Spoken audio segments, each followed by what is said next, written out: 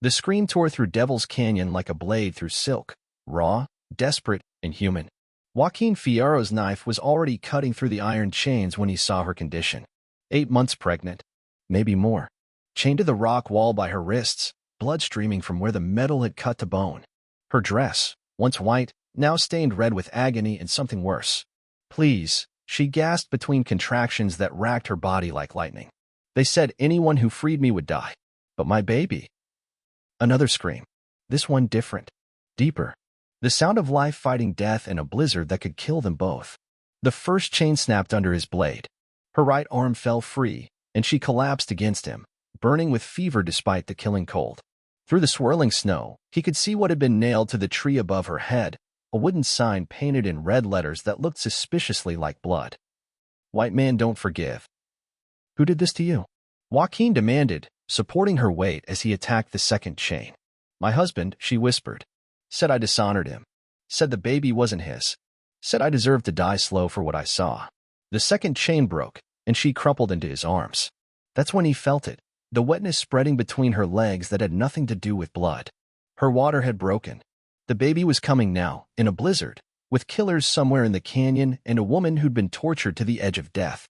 "What did you see?" he asked, lifting her as gently as he could. "Murder," she gasped as another contraction hit. "I saw Judge Morrison shoot a man in the back. An unarmed man. And when Morrison looked up and saw me watching from the window." She couldn't finish. She didn't need to. Because somewhere in the howling wind, Joaquin could hear them coming. Hoofbeats. Multiple riders. Men who'd left her to die and were returning to make sure the job was finished. The baby chose that moment to announce its arrival with a contraction so powerful the woman arched like a bow in his arms. "What's your name?" Joaquin asked, carrying her toward a cave he'd spotted in the rocks. "Sarah," she panted. "Sarah Murphy. And if we don't survive this, you need to know the man Morrison killed was Daniel Crow Feather. He was gathering evidence. About land fraud, fake Indian raids, murder. I hid the proof. Sewed it into my dress." Joaquin's blood went cold. Daniel Crow Feather. His cousin. His grandmother's sister's son. The hoofbeats were getting closer. Sarah screamed again as another contraction hit, and somewhere in that scream was the sound of new life demanding to be born despite everything the world had done to prevent it. He'd found her dying. Now he had to choose between justice for his family and saving the life of a woman whose only crime was witnessing a murder. The first gunshot echoed off the canyon walls just as they reached the cave. The hunt had found them. She tried to speak, but only a croak came out. Her lips were cracked and bleeding, tongue swollen with thirst. How long had she been here? Days? Weeks? Joaquin pulled his knife from his belt and reached for the chains, but she shook her head frantically, eyes going wide with panic. "No, please," she gasped, finding her voice. They said if anyone freed me." She couldn't finish, but the terror in her eyes told him everything he needed to know. "Who said?" Joaquin asked gently, keeping his voice low and calm. "Who did this?" But before she could answer, her face contorted in agony. A low, animal sound escaped her throat, and her body went rigid against the chains. The contraction lasted nearly a minute, and when it passed, she was panting like she'd run a mile. "Oh God," she whispered. "The baby. It's coming." Joaquin looked at the chains, at the storm raging beyond their shelter, at the woman whose pain was about to get much worse. In the distance, he could hear something else now, the faint sound of hoofbeats, still far off but getting closer. Riders in a blizzard meant serious business, the kind that usually ended in blood. The woman heard them too. Her face went white with terror. "Please," she begged, tears streaming down her cheeks. "Don't let them take my baby. Whatever else happens, don't let them take my baby." Another contraction hit her, stronger this time. Her scream echoed off the canyon walls, and Joaquin made his choice. He raised his knife to the chains. "What's your name?" he asked as he worked at the first iron link. "Sarah," she gasped between contractions. "Sarah Murphy. My husband did this." The chain snapped, and her right arm fell free. Joaquin caught her as she sagged, supporting her weight while he worked on the second chain. Blood from her wrist dripped onto the snow, bright red against the white. "Why?" he asked, though he thought he already knew the answer. "Because the baby." Another contraction cut off her words. When it passed, she looked at him with eyes full of shame and defiance. "The baby isn't his." The second chain broke, and Sarah collapsed into his arms. She was burning with fever despite the cold, her body racked with the pain of labor that had started too early, triggered by days of agony and exposure. The hoofbeats were getting closer now. Multiple riders, moving fast despite the storm. They'd be here soon. Joaquin looked around the alcove, assessing their options. There was a deeper cave behind them, barely visible in the shadows. It would provide better shelter, but if the riders knew these canyons... Sarah gripped his arm with surprising strength. "There's something else," she whispered urgently. "Something you need to know.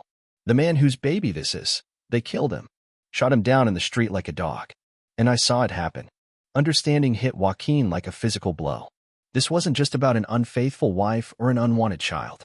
Sarah was a witness to murder, and someone had chained her here to die slowly, far from anyone who might help her or hear her testimony. Another contraction seized her, and this time when she screamed, the sound was different. Deeper. More urgent. "The baby's coming now," she panted. "I can feel it. Oh God, it's coming right now." The hoofbeats echoed off the canyon walls, much closer now. Maybe 5 minutes away, maybe less. Joaquin looked at the woman in his arms, Sarah, her name was Sarah, and saw not just her pain but her courage. She was about to give birth in a blizzard, chained to a rock wall, with killers closing in, and she was still fighting. Just like his grandmother had fought, the day they came for her village. Just like his father had fought, the day they called him a traitor for loving an Apache woman. Just like he should have fought, instead of running. "Sarah," he said firmly, meeting her eyes. "I'm going to get you through this. The baby too. But I need you to trust me." She nodded, tears freezing on her cheeks. Joaquin lifted her as gently as he could and carried her toward the hidden cave. Behind them, the storm continued to rage, and the sound of approaching riders grew ever closer. But for the first time in years, Joaquin Fierro wasn't running from a fight. He was preparing for one. The cave was deeper than it looked from the outside, stretching back into the mountain like a throat waiting to swallow them. Joaquin had to duck his head as he carried Sarah inside, her weight seeming to increase with every step. She was burning up with fever, her breathing shallow and rapid. "Put me down," she gasped as another contraction hit. "I can't. I need to." Joaquin lowered her gently to the cave floor, which was covered with a thin layer of sand and old pine needles blown in over the years. It wasn't much, but it was better than the hard rock outside. He shrugged out of his heavy coat and spread it beneath her, then pulled his blanket roll from his pack. "How far apart are they?" he asked, though he already knew the answer from the way she was breathing. "Close," Sarah panted. "Maybe 2 minutes. Maybe less." She gripped his hand with surprising strength. "Have you ever? Do you know how to?" "I've delivered foals," Joaquin said quietly. "And once, when I was a boy, I helped my grandmother with a difficult birth in our village. It's not the same, but..." Sarah actually laughed, though it came out more like a sob. "Better than nothing." Another contraction hit, and she arched her back against the pain. "Oh God, why now? Why does it have to be now?" From outside came the sound of voices carried on the wind. The riders had reached the alcove where the chains still hung empty. Joaquin could hear them talking, though he couldn't make out the words over the storm. "They're looking for me," Sarah whispered. "They expected to find a body." Joaquin moved to the cave mouth and peered out through the falling snow. 3 men sat on horseback near where the chains had been. One of them was holding a lantern, casting wild shadows on the canyon walls. Even at this distance, even through the storm, Joaquin could see they were well-armed and well-dressed. Not common outlaws, then. Men with money and influence. The kind of men who could chain a pregnant woman to a wall and know that no one would come looking for her. Where could she have gone? One of them called out. "The chains didn't break on their own. Someone cut her loose," another replied. "Recent too. Blood still fresh on the snow." The third man, who seemed to be their leader, dismounted and walked closer to the cave entrance. Joaquin pressed himself against the wall, hand moving to the pistol at his hip. The man was older, maybe 50, with silver hair and a face that spoke of authority. He wore a badge on his coat, not a sheriff's star, but something official-looking. "Whoever it was can't have gone far," the man said. "Not in this storm, not with a woman about to give birth. Check the caves." Behind Joaquin, Sarah made a small sound of terror. Another contraction was building, and she was fighting to keep silent. Sweat beaded on her forehead despite the cold, and her whole body was trembling. "I can see tracks leading this way," one of the younger men called out. "Horse and human, heading deeper into the canyon." Joaquin frowned.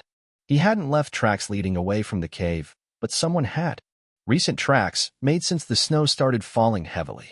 Which meant... A new voice echoed through the canyon, distant but clear. Over here. I found something. The three men by the cave entrance looked toward the sound, then mounted their horses and rode off in that direction. Joaquin waited until their hoofbeats faded before turning back to Sarah. Someone's helping us, he said quietly. Laying false trails. Sarah's eyes went wide. Who would? Another contraction cut off her words, and this one was different. Stronger. More urgent. The baby's coming, she gasped. Right now. I can feel the head. Joaquin moved quickly, positioning himself where he could help. His grandmother had taught him that birth was a natural thing, that women's bodies knew what to do, but she'd also taught him that sometimes nature needed a gentle hand to guide it. When the next contraction comes, I need you to push, he said. Not too hard, just steady pressure. Let your body do the work.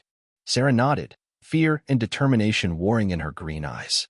If something happens to me, she whispered urgently, there's something hidden in my dress. Sewn into the lining. Papers. Evidence. About what they did, who they killed. Promise me you'll. Nothing's going to happen to you, Joaquin interrupted. But I promise. The contraction hit, and Sarah bore down with everything she had. Joaquin could see the baby's head now, dark hair matted with blood and fluid. Another push, and the head emerged fully. That's it, he encouraged. The hard part's done. One more good push for the shoulders. But as Sarah gathered her strength for the final push, new sounds echoed from outside the cave. Hoofbeats again, but different this time. Lighter. A single horse, moving fast but carefully along the treacherous trail. Sarah heard them too. Is it them? She whispered. Joaquin moved to the cave entrance, pistol drawn. Through the swirling snow, he could see a lone rider approaching. Small, slight, hunched against the storm. As the figure drew closer, Joaquin realized it wasn't a man at all. It was a woman, and she was leading a pack horse loaded with supplies. The rider pulled up just outside the cave and called out softly, Joaquin Fierro? I'm here to help. Joaquin hesitated. No one should know his name, not out here in the middle of nowhere. But something in the woman's voice, calm, confident, unafraid, made him lower his weapon. Who are you? He called back. The woman dismounted and stepped into the lamplight. She was elderly, maybe 60, with silver-streaked hair braided down her back and wearing men's clothing that had seen hard use. Her face was weathered by sun and wind, but her eyes were sharp and kind.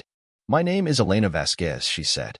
I used to midwife for the Apache bands before the trouble started, and I've been tracking those men for 3 days, waiting for my chance to help the girl they took. Behind Joaquin, Sarah cried out as another contraction hit. Elena pushed past him into the cave, already pulling supplies from her pack. Good, she said, taking in the situation at a glance. You've done well so far. But we need to finish this quickly. I sent those men on a chase through the eastern canyons, but they'll figure out the deception soon enough. As if summoned by her words, Sarah gave one final, desperate push. The baby slipped free in a rush of blood and fluid, and Elena was there to catch the tiny form in a clean cloth. For a moment, there was only silence. Then, thin and strong, came the sound that Joaquin had been praying to hear. The baby's cry echoed through the cave like a song of defiance, a declaration that life would not be conquered by hatred or chains or the bitter cold of a winter storm. Sarah sobbed with relief as Elena placed the baby on her chest. A daughter, the older woman said with a smile. Strong lungs, good color. She's a fighter, this one.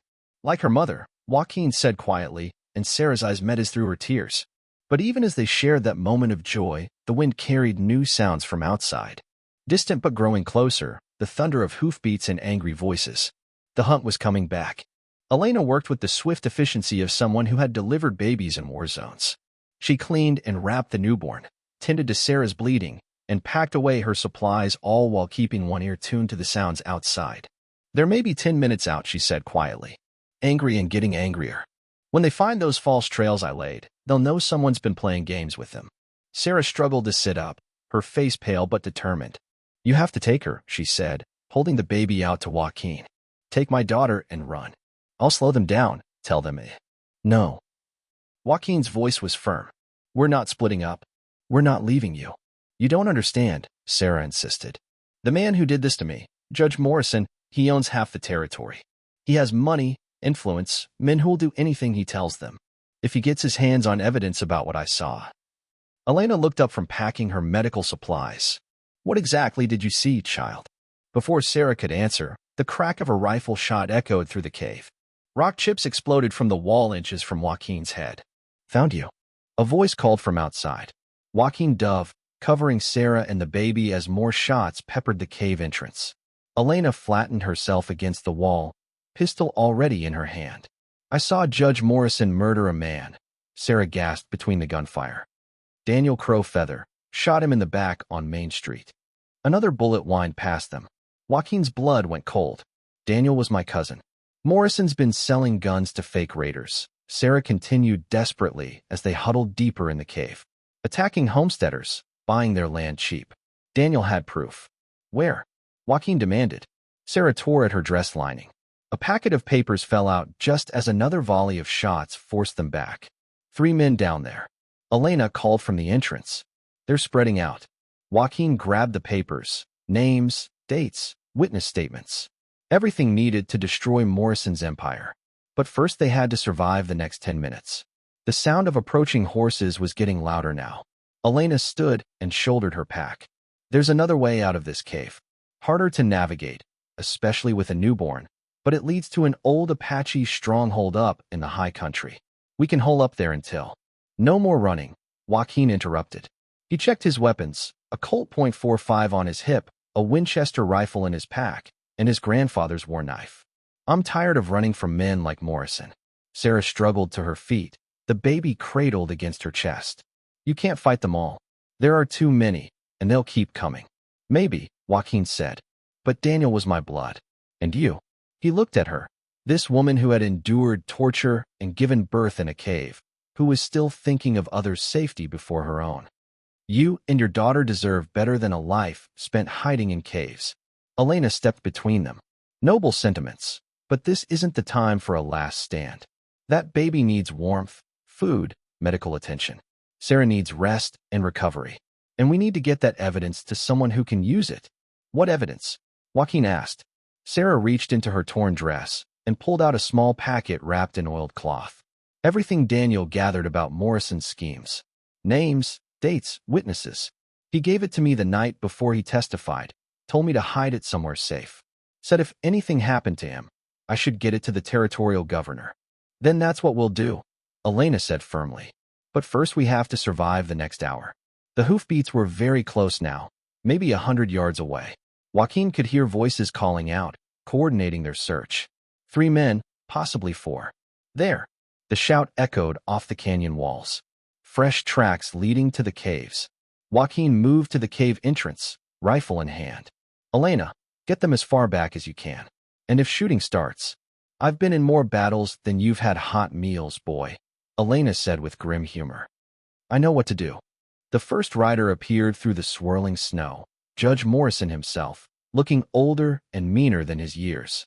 He rode a fine black horse and carried a rifle like he knew how to use it.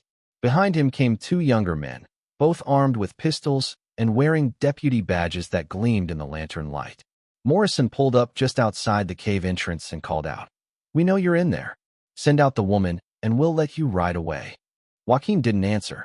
He could see the judge clearly now, a man in his 50s with silver hair and the kind of face that was used to getting its way. The face of someone who believed his own authority was absolute. "You're trespassing on private land." Morrison continued. "That woman is a wanted fugitive, charged with adultery and abandonment.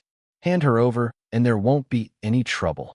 "The only trouble here," Joaquin called back, "is a corrupt judge who murders innocent men and chains pregnant women to rocks."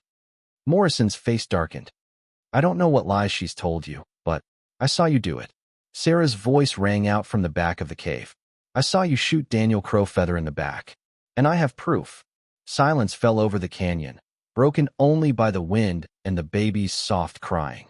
Morrison exchanged glances with his men, and Joaquin saw the moment when the judge made his decision. "Kill them all," Morrison said quietly. "Make it look like they resisted arrest." The deputies spurred their horses forward, but Joaquin was ready. His first shot took the lead rider out of the saddle.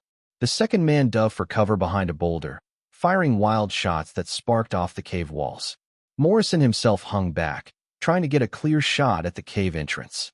But Elena had moved to a side passage with a better angle, and her rifle cracked like thunder. The judge's horse reared and screamed, dumping its rider into the snow. "Sarah," Joaquin called. "The evidence. Get it to the territorial capital. Find Governor Martinez." "What about you?" she called back.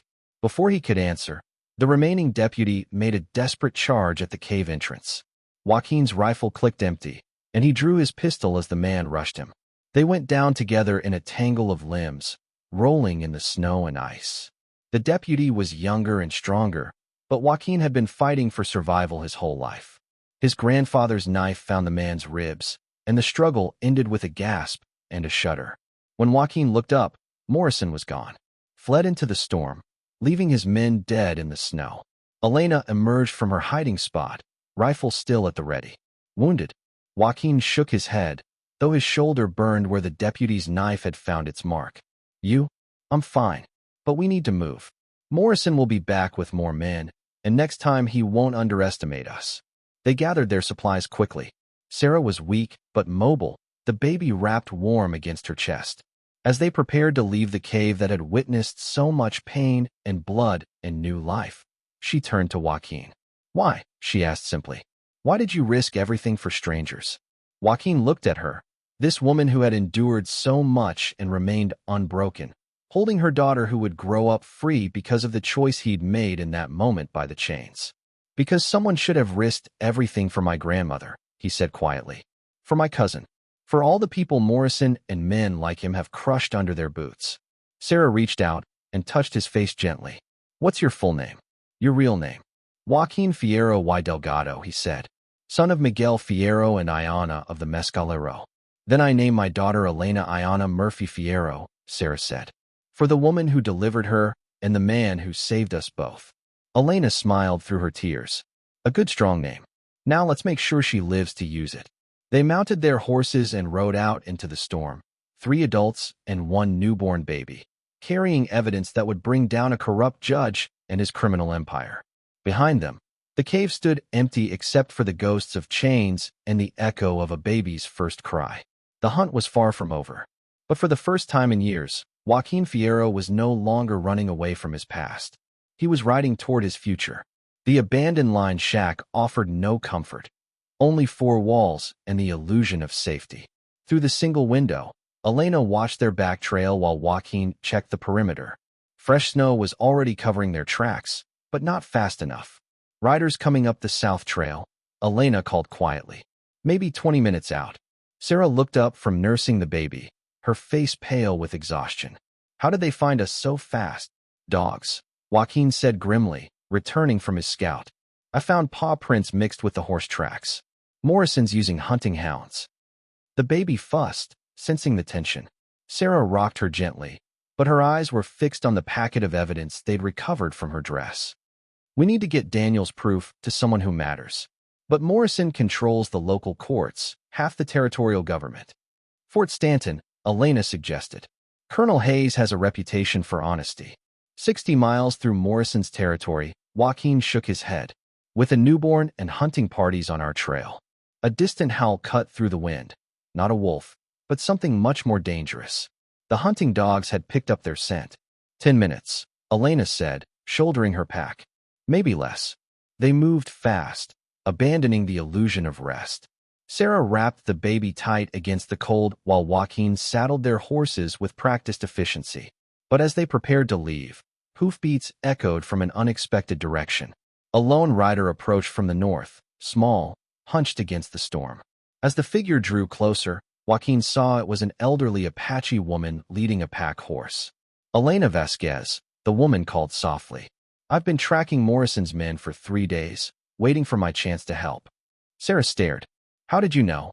My grandson was Daniel Crow Feather, Elena Vasquez said simply. And my people have been watching Morrison destroy lives for too long. The hunting dogs howled again, much closer now. We can reach my brother's camp by dawn, Elena continued.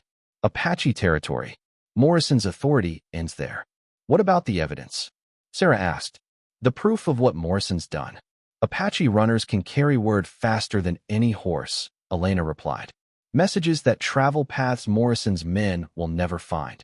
Joaquin helped Sarah mount, the baby secure in her arms. Behind them, torches flickered through the trees, the hunting party closing in. But ahead lay sanctuary, justice, and the first real hope they'd had since this nightmare began. They rode hard into the storm, 3 adults and 1 newborn baby racing toward a future none of them could have imagined just days before. They gathered their supplies quickly and slipped out into the dying storm. Behind them, the cabin stood empty except for the lingering warmth of hope that had been kindled there. The sound of pursuing hoofbeats echoed off the canyon walls, closer now, maybe 10 minutes behind them. But Maria knew these mountains like a wolf knows its territory, and she led them up trails that seemed to exist only in shadow and memory. The Apache camp appeared like a mirage, one moment empty mountainside, the next a hidden valley filled with lodges and smoke trails. Chief Antonio Delgado emerged before they'd even dismounted, as if he'd been waiting for them. But they weren't alone. "Company's coming," Elena Vasquez warned, pointing to dust clouds on the distant trail. "Morrison won't be far behind." Chief Delgado's weathered face showed no surprise. "Let him come. This is sovereign Apache land. His badges mean nothing here." Sarah clutched baby Elena tighter. "He'll bring soldiers. Lots of them. Then we'll give him a fight to remember," the chief replied. His eyes found Joaquin. "You are Miguel's son.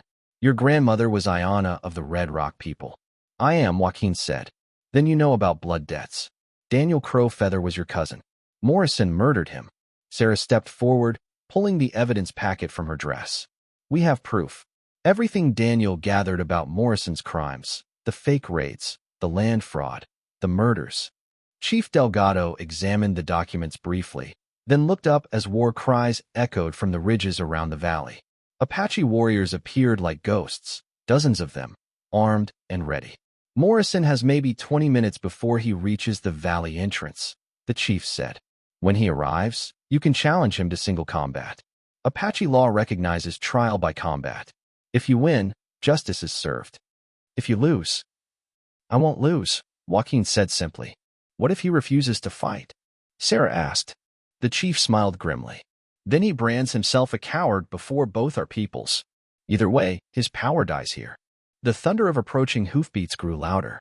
Morrison was coming with everything he had, one final gamble to silence the witnesses and destroy the evidence that could end his empire. But he was riding into a trap years in the making, where Apache justice would finally have its day. Morrison came with the dawn, just as Chief Delgado had predicted. But he didn't come alone. The sound of approaching horses echoed through the hidden valley like thunder, and Joaquin counted at least 20 riders picking their way down the narrow trail. Soldiers in blue uniforms mixed with men in civilian clothes, Morrison's private militia, the kind of hired guns who asked no questions as long as the pay was good. Morrison himself rode at the head of the column, his silver hair catching the early morning light. He wore his authority like armor, sitting straight in the saddle with a confidence that came from years of getting his way through money, influence, and carefully applied violence. The Apache warriors melted out of sight as the soldiers approached, vanishing into rocks and shadows with the practiced ease of men who had been fighting guerrilla wars since childhood. But they were there, watching, waiting. Joaquin could feel their presence like electricity in the air. Chief Delgado emerged from his lodge wearing full ceremonial dress, war paint, eagle feathers, the regalia of a man who had counted coup on his enemies more times than most men drew breath. He was flanked by Elena and Maria, both armed but making no aggressive moves. Morrison pulled up just outside the circle of lodges and called out in a voice accustomed to being obeyed. "I am Judge Morrison, territorial magistrate for this district. I have warrants for the arrest of fugitives believed to be hiding in this camp." Chief Delgado didn't respond immediately. When he finally spoke, his voice carried across the valley like the call of a hunting hawk. "I am Antonio Delgado, chief of the Mescalero Apache. You are trespassing on sovereign tribal land. Your warrants have no authority here." Morrison's face darkened. "These fugitives are wanted for murder, horse theft, and resisting arrest. International law requires you to turn them over to proper authorities." "International law," the chief repeated, as if tasting something bitter. "The same law that drove my people from their ancestral lands? The same law that turned warriors into beggars on reservations?" He shook his head. "We recognize older laws here." It was then that Joaquin stepped out from behind one of the lodges, Sarah beside him with baby Elena in her arms. He had dressed carefully for this moment, his grandfather's war shirt, his father's silver conchos, the knife that had been blessed by Apache medicine men and Catholic priests alike. "I am Joaquin Fierro y Delgado," he called out, his voice carrying clearly in the still air. "Son of Miguel Fierro and Ayana of the Mescalero. Cousin to Daniel Crowfeather, who you murdered in the streets of Silver Creek.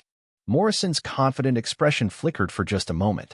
I don't know what lies you've been told, but I call you out, Morrison, Joaquin continued, stepping forward. By Apache law and the laws of honor that even white men claim to understand. Single combat to settle the blood debt for my cousin's murder. A murmur ran through Morrison's men. Some looked uncomfortable. Challenging a man to single combat was an old tradition, recognized even by territorial law as a legal form of settling disputes. Others fingered their weapons, clearly hoping their boss would simply order them to open fire.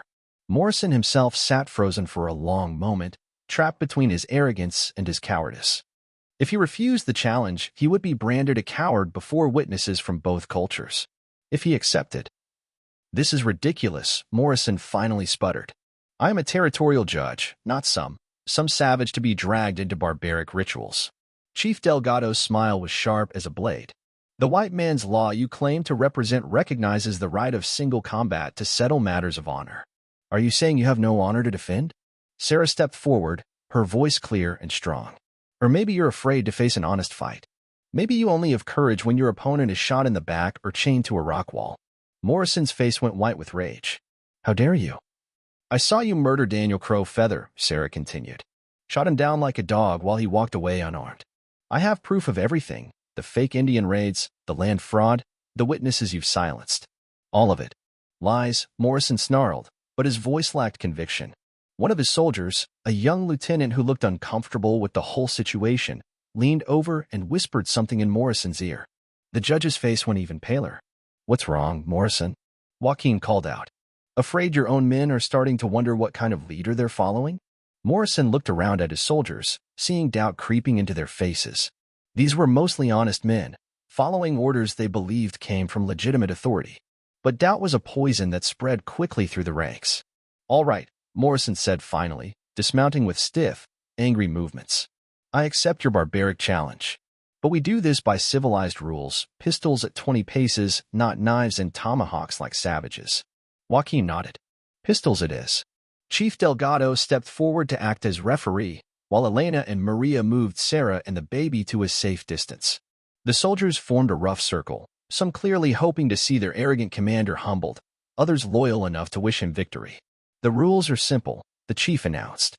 20 paces apart, turn and fire on my signal. No second shots unless both men miss. The survivor claims victory and the matter is settled. Morrison checked his weapon, a fancy Colt with ivory grips, well-maintained but showing little real use. Joaquin drew his own pistol, a battered .45 that had seen him through a dozen fights. They stood back to back in the center of the circle. 20 paces had never seemed so far or so short. 10 paces, Chief Delgado called. Joaquin walked steadily, counting in his mind. Behind him, he could hear Morrison's heavier footsteps, slightly uneven. Nervous. 20 paces. Turn. They spun to face each other across the morning shadows. Morrison raised his pistol with both hands, trying to steady his aim. Joaquin held his weapon low, relaxed, waiting. Fire. 2 shots cracked almost simultaneously. Morrison's bullet whined past Joaquin's ear, close enough to feel the wind of its passage. Joaquin's shot took Morrison's center mass, spinning him around and dropping him to the dusty ground. For a moment, silence reigned in the valley. Then Morrison groaned and tried to sit up, clutching his chest. Blood seeped between his fingers, but he was still alive. Joaquin walked over and knelt beside the fallen judge. "Daniel Crow Feather sends his regards," he said quietly. Morrison's eyes were already glazing over, but he managed to speak. You think this changes anything? There are others. The whole system." "Then we'll deal with them too," Joaquin replied. "One at a time if necessary." Judge Morrison died with the morning sun on his face and the weight of his crimes finally catching up to him. Morrison died badly, clutching his chest and cursing with his last breath. But his death was only the beginning. The territorial investigation that followed exposed corruption reaching from local judges to the territorial capital. Federal marshals arrested dozens of Morrison's associates, while newspaper headlines across the nation told the story of the pregnant woman chained to die and the Apache tracker who saved her. But not everyone was happy with the outcome. 3 months after Morrison's death, as Joaquin and Sarah planned their wedding, trouble arrived in the form of Morrison's brother, Thomas Morrison, a federal judge from back east with connections in Washington and a burning desire for revenge. The territorial government may have exonerated you, Thomas Morrison said, standing in the main street of Silver Creek with a dozen federal marshals behind him, but I have warrants signed by federal judges. You're all under arrest for murder. Sarah stood beside Joaquin, baby Elena in her arms, Elena Vasquez and Chief Delgado flanking them. The entire town had turned out to watch, sensing that this was bigger than just an arrest. On what charges? Chief Delgado asked calmly. Murder of a territorial judge and his deputies, Thomas Morrison replied. Conspiracy to incite Indian uprising. Treason against the United States government. But before anyone could respond, a new voice cut through the tension. I'm afraid those warrants have been superseded. A tall man in an expensive suit stepped from the crowd, Governor Martinez himself, flanked by his own security detail and a man wearing the badge of a federal marshal. Governor Martinez, Thomas Morrison said stiffly. I wasn't aware you were in the territory. Special investigation, the governor replied. Seems your brother's activities caught the attention of some very important people in Washington. People who don't appreciate territorial judges running private armies and murdering federal witnesses. He pulled out a document and handed it to Thomas Morrison. Federal charges against your brother's entire organization. Posthumous, of course, but it means anyone acting on his behalf or seeking revenge for his lawful execution will be considered co-conspirators. Thomas Morrison's face went white as he read. Behind him, his marshals shifted uncomfortably. Furthermore, Governor Martinez continued, I have the honor to announce that Mr. Joaquin Fierro has been appointed as Special Territorial Marshal, with full authority to investigate corruption and ensure justice for all citizens, regardless of race or origin. The crowd erupted in cheers and applause. Sarah squeezed Joaquin's hand, tears streaming down her face. But Thomas Morrison wasn't finished. His hand moved toward his weapon, rage overcoming caution. This isn't over, he snarled. Your brother was a murderer and a thief, Sarah said clearly, stepping forward. And if you draw that gun, you'll die just as badly as he did.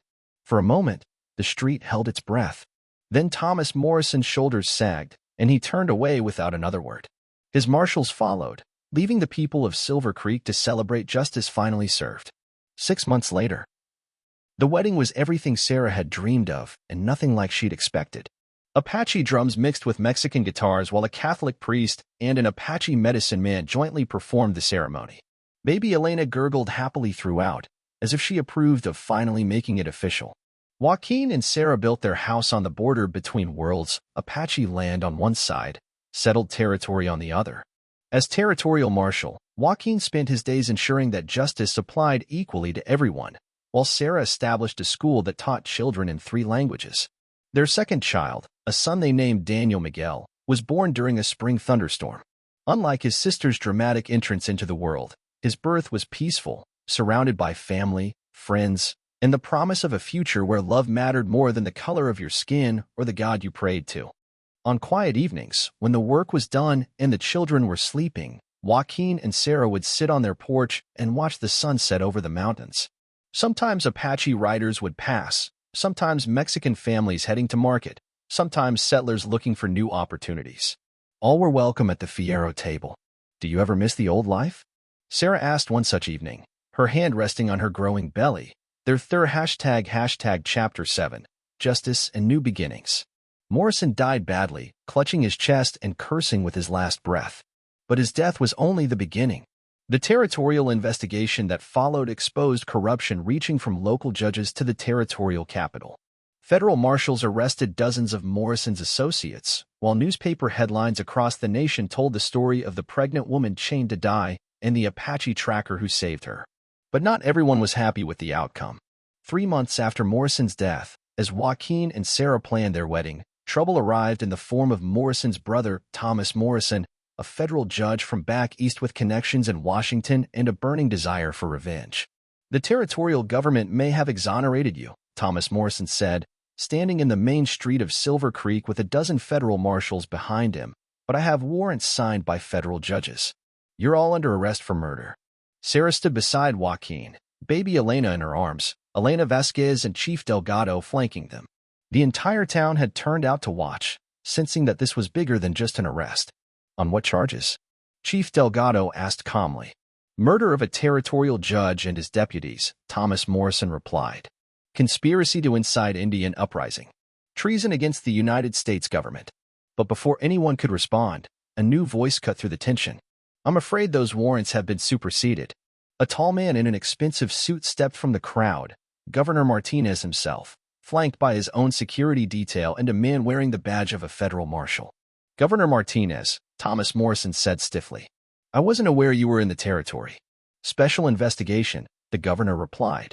Seems your brother's activities caught the attention of some very important people in Washington.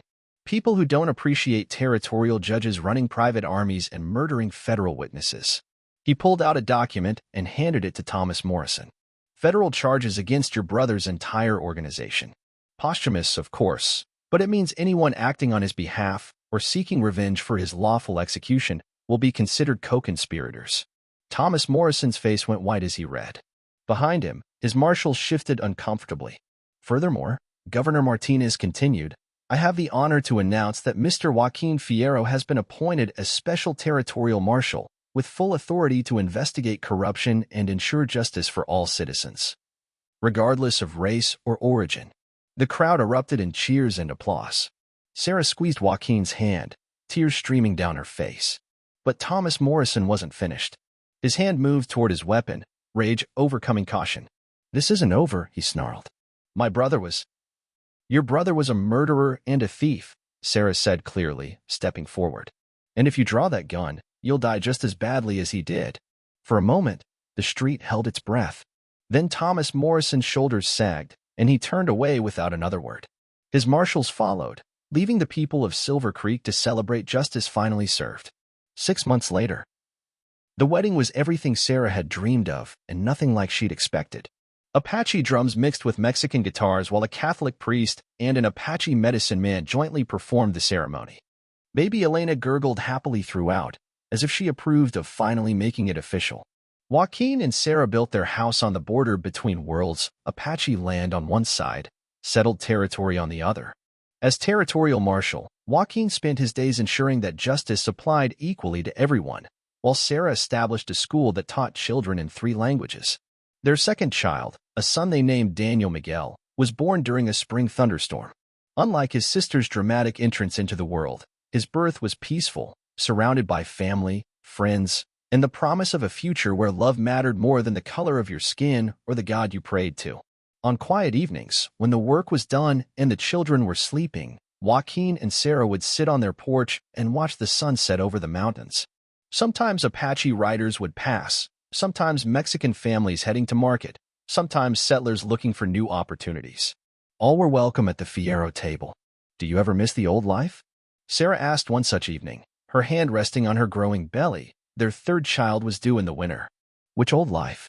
Joaquin replied with a smile. The one where I rode alone with nothing but anger for company? Or the one where I didn't know that home could be a person instead of a place? Sarah laughed. When you put it like that. In the distance, baby Elena's cry echoed from the house. She was teething and unhappy about it. But instead of sounding distressed, the cry sounded like life itself, demanding to be heard and acknowledged. I'll get her, Joaquin said, standing. We'll both go, Sarah replied, taking his hand. Together, they walked back into their home, not the house they'd built, but the family they'd chosen. Behind them, the stars came out one by one, watching over a land where justice had finally learned to speak in more than one language. But as they reached the door, Sarah paused and looked back at the horizon one more time. What is it? Joaquin asked. Nothing, she said softly. Just, do you think we actually won? Do you think it's really over? Joaquin followed her gaze to where dust clouds still occasionally appeared on distant trails, reminders that the world beyond their valley wasn't always kind to people like them. I think we won the right to keep fighting, he said quietly. And sometimes, that's all victory really means. Sarah nodded, understanding. They had built something beautiful here, but it would need defending. Their children would grow up knowing both love and vigilance, both peace and the price that peace required. Then we'd better teach our children how to fight, she said. And how to choose what's worth fighting for, Joaquin added. Inside the house, Elena's crying had stopped, replaced by the gentle murmur of Elena Vasquez singing an old Apache lullaby. Through the window, they could see Chief Delgado teaching young Daniel how to carve a wooden horse, the old man's weathered hands guiding small fingers with infinite patience. This was their victory, not the absence of struggle, but the presence of love strong enough to face whatever struggles came next. And in the high country where his grandmother's people had once roamed free, where his father had fallen in love with a woman from another world, Joaquin Fierro had found something better than justice, better than revenge, better than the empty satisfaction of being right. He had found home.